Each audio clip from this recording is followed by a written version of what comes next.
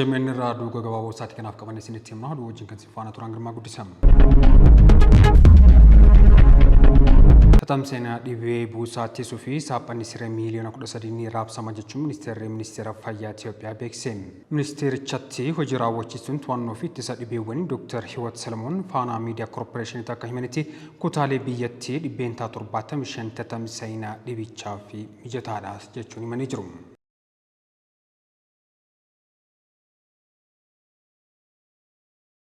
Magalan Arbaa Minjii uumama isheen miidhagduu jechuun muummee ministeera Dr. Abiy Ahmed himan.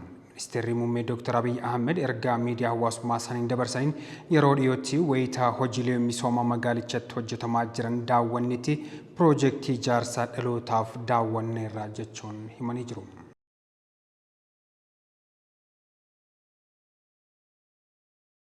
Paartiin badhaadhinaa aadaa siyaasaa fi walta'iinsa ijaarsa mootummaaf bu'uura ta'ee tajaajila ijaarraa jechuun himame. Paartiin badhaadhinaa aadaa siyaasaa hunda hammatee fi tumsa ijaarsa mootummaa ta'ee ijaaraa jiraachuu yaa'iin paartilee siyaasaa Afrikaa 12ffaa irratti muuxannoo dhiyeessuusaa hoogganaan hariiroo uummataa fi idil addunyaa paartichaa Dr. Biqilaa Hurrisaan ibsanii jiru.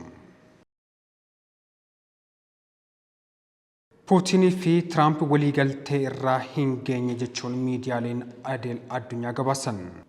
Pirezidaantiin Ameerikaa Doonaald Tiraamp fi pirezidaantiin Raashiyaa Vilaadimir Puutiin Alaaskaa gadhiisanii jiru. Hooggantoonni lamaan kun waraana Yuukireen irratti osoo walii hin galle addaan bahanii jiru jechuun miidiyaaleen idil addunyaa gabaasu irratti argamu.